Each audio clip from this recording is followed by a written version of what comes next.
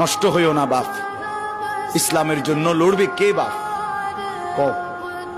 মুরব্বীরা তো চলে যাবে বাপ।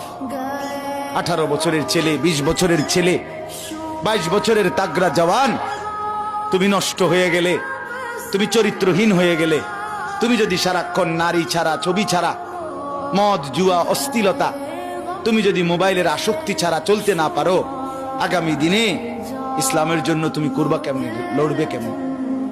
আগামী প্রজন্ম তোমার হাতে নিরাপদ দিন পাবে কেমন? বেঁচে থাকার নিরাপত্তা মিলবে না।